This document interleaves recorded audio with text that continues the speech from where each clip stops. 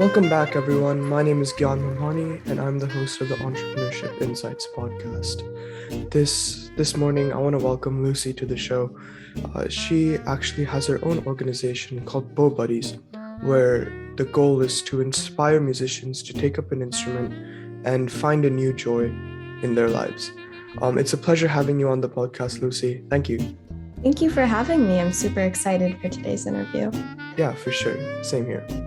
So, just a question to start us off. So, just give us some background. How'd you get started? Where'd you find the idea for Bo Buddies? Yeah, just get into that. Okay, so for a little bit of background about me, my name is Lucie Bernard, and I'm a junior in high school.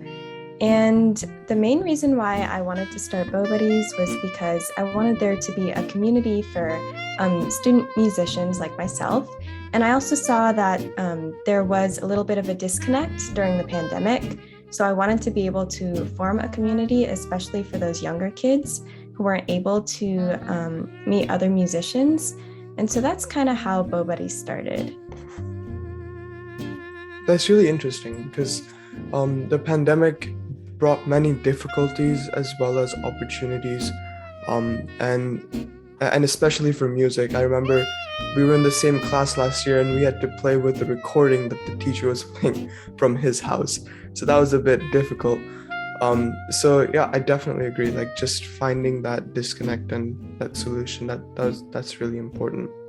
And so like I just another general question. So like, what are your future plans in this entrepreneurship field? Like, do you plan to take Bo Buddies further? Do you plan to start some other ventures? Like, how does that look for you?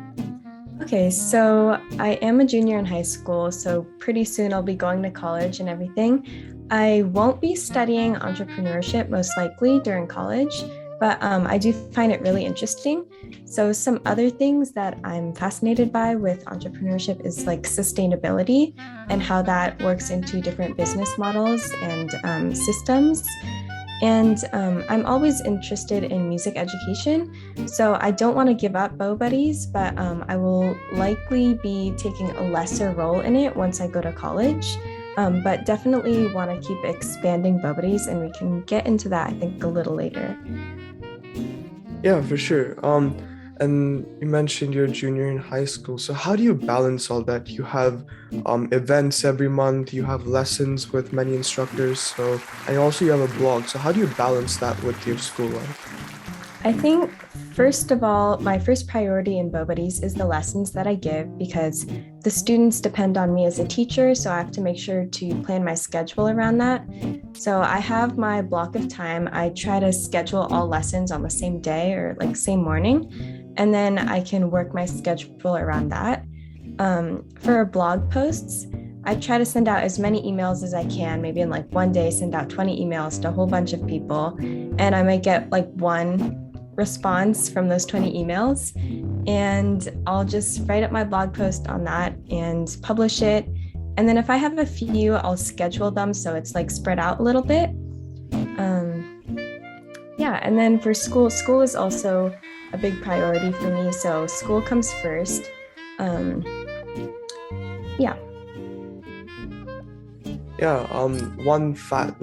thing that fascinated me was the emails you send, right? Like, I'm way too familiar with that, right? Many emails have gone not responded, but I feel like that's a big thing to overcome, just being able to take rejection, being able to handle that. So we're straying a bit off topic here, but like, how do you manage that? Like, how do you tell yourself, like, okay, it's gonna be okay, there's this to lean back on, there's this, like, whatever. So how do you deal with that? Something I've had to realize is that people are really busy, just in general. And something that I kind of learned was, like, what's the worst they can say? The worst they can do is they just don't respond, or they send you an email like politely saying no. They're not gonna send you a really mean email just for asking if you could do an interview with them. If anything, they'll be really flattered. So it's either that, like, they won't respond because they don't have time, or they'll be really excited and want to do an interview. So I think people have to realize that, like, you're a high school kid, you are kind of asking for a favor for someone to be profiled on your website. So it's okay that some people won't respond. I don't know what to say. Like, yeah, that's really interesting, right? Because like just taking it, like, especially if like we're high schoolers, and just being able to say, okay, we have less risk, I guess, in a way. So like we have less to lose when compared to someone who's maybe older. So yeah, I definitely agree with that. Mhm. So now let's get a little bit into Bo Buddies, because we just briefly touched over that. So it connects creative music students with children picking up an instrument. So Mhm. what service does it provide? And just get into a little bit more detail, like what issue is it solving? Okay, so I'll kind of go through how Bo Buddies started and how it's grown from there. So originally, like I said, during the pandemic, I saw that disconnect between like the music communities. And so the first priority when it first started was to kind of get these workshops going where students could play their instrument and get a little bit of feedback from other students. And so that was the first step. And then we started having other workshops like music composition or music theory, music history, just for a little bit more music education. And then after that, because I saw a demand, some people were asking or wondering a little bit about lessons. And so I think also music is not the most accessible thing in the world, because to learn an instrument, lessons are kind of a big part of it. You can self-learn for a little bit, but lessons are a huge help. And so I wanted to make that accessible for more people. So we offer cost-free lessons. And so that's kind of how that grew from there. So I teach violin. We have a cello teacher. Stella is our bass teacher. And then we have another violin teacher, and we are looking to expand. So that was kind of the next step. And then around the same time, the blog started, because personally, I found it really interesting to hear about these different careers in music. Like, there's so much. We've had music therapists, we've had music librarians, music teachers, like people who do music for social media. So I wanted to hear their stories and be able to share them with other students. So that's how the blog started. And then, yeah, since then, we're having an in-person event for the first time since the pandemic started, which is really exciting. Yeah, that's how everything's been going. That's a wonderful story. Just like I guess it all compounds on each other, right? Like looking for more opportunities for growth, and just being able to put yourself out there. Like, congrats on your first new event, or your first in-person event. Would you mind sharing, like, for some of our local viewers out there who may be interested in joining? Yeah, for sure. So the event is called Early Childhood Instrument Petting Zoo. So basically the concept behind it is we're going to have a bunch of high school students come with their instruments. So we have saxophones, clarinets, violins, violas, all sorts of instruments. And they're going to come and be at these little tables. And the workshop is aimed at younger children, so early childhood. And the children will be able to come around and interact with the student musicians, maybe press a couple keys or get to hear how the instrument sounds, kind of try it out a little bit. And we are also going to have the same music therapist that I mentioned earlier that I profiled. His name is Mr. Chanko. He's going to be at the event, kind of talk to the kids a little bit if they want to come up to him. And we are also having a kinder music teacher come. So the event is at the Museum on Main in downtown Pleasanton. It's outside, completely free, next Saturday. Thank you for that little intro. Love what you're doing there, right? Like I started music at 5. It was one branch of it, and like it would have been even better if I started even earlier, right? So just being able to inspire young people just to find a new joy. That's how I like putting music in my life. So, how did you take your passions and actually develop a concrete solution? Because I feel like especially for us teens, like we have wonderful ideas. It's just that we don't have that determination to actually make it a reality. So how did you do that? Mhm. Okay, so music has been a big part of my life for a while now. Like you, I started in elementary school, not quite as young, but still, I think I started piano around like second grade or so, and then violin in late fifth grade. So music's been a big part of my life. And then I wanted to take that passion and be able to grow something out of it because I saw a need in the community. And I think it was my mom actually who told me, like, just go for it. Like, again, what's the worst that can happen? Like, it doesn't work or no one's interested, then fine. It's just like you drop it. But it did work out. But I think something big that is important is that it will take time. It's going to take like marketing efforts, using your network, and reaching out to people a whole lot to get the organization started and thriving. Yeah, for sure. You mentioned just going for it, right? Like, what's the worst that can happen?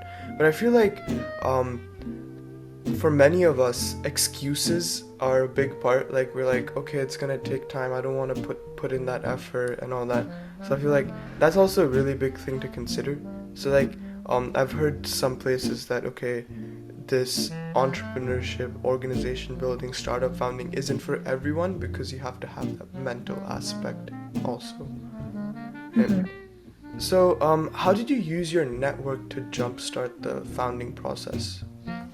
Okay, so the beginning was definitely a little bit slow, I would say, because I didn't know too many people. But I did start off with my friend actually who plays Indian violin. So that was my first interview ever. And then I moved on to my violin teacher, my sister's cello teacher. So those were like the first 3 interviews, all people I kind of knew. And then after that, it was like people who knew my teachers. And then after that, it was just like looking people up on LinkedIn, like keywords like music librarian, music therapist, stuff like that. And then it was cold emails to professors, music conductors. Yeah. That's awesome. I feel like just looking around you, like I found my first interview, like I think it was like a second or third cousin on my father's side. So like it's just like being able to look smaller and then grow that bigger. So I feel like that's really important. So like, where do you, like you mentioned that you want to take a less or like a lower role in Bow Buddies as when you apply for college. So where do you see yourself with that in a few years? Like, do you want to expand to other niches? Okay, so I love Bow Buddies. I love being a part of it. However, it is a lot like running the blog, reaching out to people, answering emails, lessons, and everything. So like I mentioned earlier, I have a cello teacher and a violin teacher, and they're both like 3 to 4 years younger than me.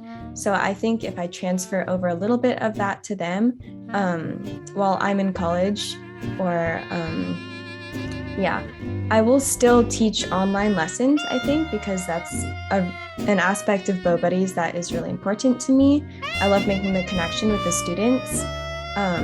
But I think I'll probably transfer over a little bit of Bow Buddies and kind of make it so that they can really focus on it. And then for the expansion part, we've kind of already expanded, like from where we first started with just workshops to lessons to the blog to more in-person events. But I think in the future, more in-person events would be awesome to engage the community more. Yeah, for sure. Love what you're doing with that. Like I realized as I asked that question, like what about other niches? Like, well, you've already done like almost everything that you can do in that case. So like focusing more back on that network and getting yourself out there, how did you do that? Like, I feel like most of us are like introverted, and it's really hard to really just make that change overnight and just start asking people, cold emailing people. So like, how did you build that, I guess, stamina, I guess, and prepare yourself for networking and meeting new people? Okay, so I think myself, I'm introverted, usually, or I'm a little bit cautious about like going up to new people and like just chatting them up. But I think it gets easier as you go along. It's like with public speaking or anything else. Like the more you do it, the easier it gets. So one of the first people I reached out to, he has a YouTube presence. He has a pretty big following. And I had been like watching this guy since elementary school, reached out to him, no response whatsoever. And I was like really bummed out, but I just kept going, kept cold emailing people. And once people started responding, I think it was gratifying almost that they would respond to me and want to be part of the blog. So once people started responding, it was easier to say like, okay, this is something that people are interested in, and it makes it easier to keep going. Yeah, for sure. So I feel like it's really hard to quantify your impact with with organizations that we found. So like, how do you do that? How do you like keep yourself going during hardship, and how do you just like keep yourself grounded when wonderful things happen? Okay, so for hardship, there's always going to be times when like the reader rates are not very high, or like no one's visiting the website, or no one's responding to my cold emails. But I think something that always like makes me positive about BoBuddies is my students. I have 2 students that live in Washington, D.C., and I teach them online, which is crazy to me. And yeah, I have like 3 more students as well. So I have a total of 5. And they're really kind, and their parents are some of the most like, I'm very grateful for them for like trusting me to teach them. And so I think that's something that keeps me grounded even when like no one is responding to the cold emails. And then for when things are like going really well, like if I have an interview that gets a whole lot of views, I think I try to keep reaching out to people, because I know that this is like one thing. It won't keep up the like views forever. So I keep trying to find more people. Yeah, for sure. I feel like some people out there are just like one-hit virals, and it's really hard to actually do that, right? Like especially with content creation. And so like, how do you market yourself? Like what platforms do you use? What plans do you have for the future? Okay, so for marketing, I tried to do a lot within the Pleasanton community. So I'll put it up on the various like news websites, or like the free calendars that they have. And then I also like go around and pass out flyers, not pass them out, but I'll like ask the small businesses in Pleasanton if they could put up flyers. So for example, for the petting zoo that we're having next weekend, I biked around to the different different preschools in my area. I just asked them to put up the flyer. Some people said no, some people said yes, but yeah, I think it was good to just get yourself out there, make yourself known. Yeah, I think I forgot the movie, but it's like the guy says to, I think, Captain Cook or something like, hey, you're one of the worst pirates I've known out there, right? But then he says, well, at least you know me, right? So I feel like it's better to get yourself known, like even if you're gonna get rejected. Yeah. It's really important to, I guess, build that sort of presence. Yeah. So like, I guess one really pressing matter. I was talking with my friend last night, and he's like, hey Gyan, I didn't apply for any internships, any summer programs, and I guess and it's like I'm gonna apply to college in a few months. So like, do you have any advice for like people who are interested in business? Maybe what's the best way to make use of the summer? Okay. I think maybe if you're about to be a senior in high school, it might be a little bit short time frame to start a whole successful endeavor unless you're planning on continuing it in college.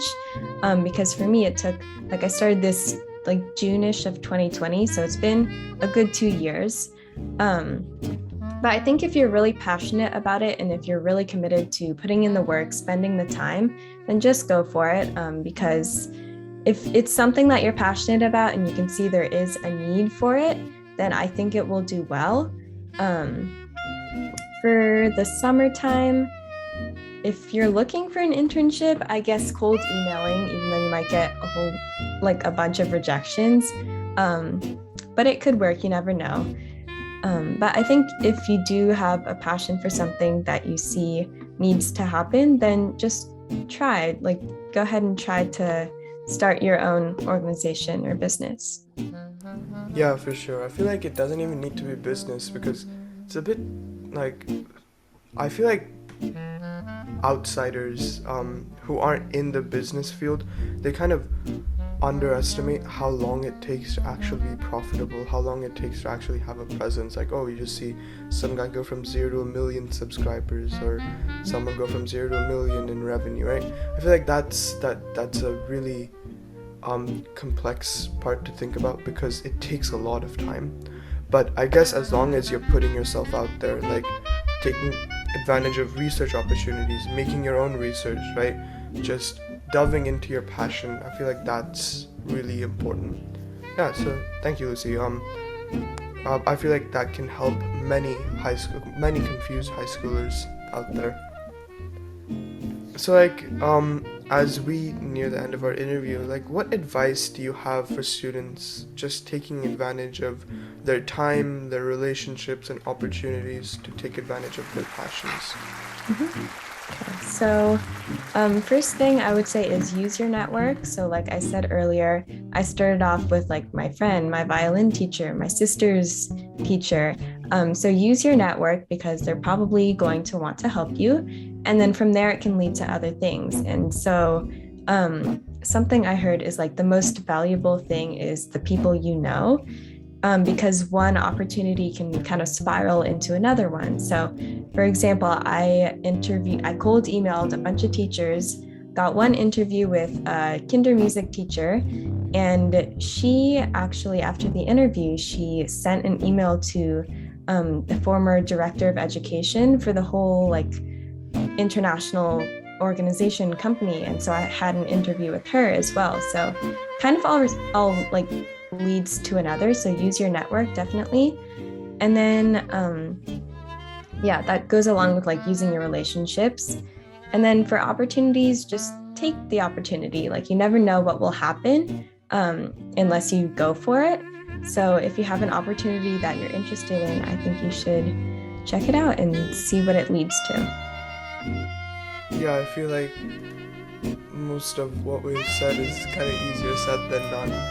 It takes a lot of mental effort to put yourself out there, to just meet new people. And I feel like once someone has learned that, it becomes a little bit easier when they come across the real world. And so if you had a few words to say, something that you wanted our listeners to take away from this interview, just what you really want them to take away, right? What would you say?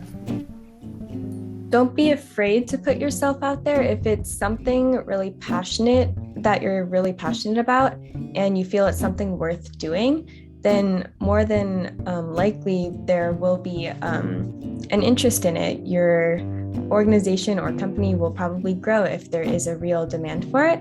And so if you just go for it and use your network, use your opportunities, then you're going to likely have a successful business or organization. Yeah, for sure. Thank you, Lucie, for this wonderful conversation. The advice, just putting yourself out there, don't be afraid to take risk. And for all listeners out there, if you have a younger sibling, or if you are interested in picking up an instrument or just building that knowledge, definitely check out Bow Buddies. It's a wonderful organization, really amazing quality blogs, tutoring lessons, workshops, everything. So definitely check that out. And yeah, I guess that's it. Thank you again for your time, taking time out of, like, it's just before finals too. Yeah, Yeah, thank you for having me. This was a fun interview. yeah, it's definitely a pleasure. And with that, have a wonderful day, all.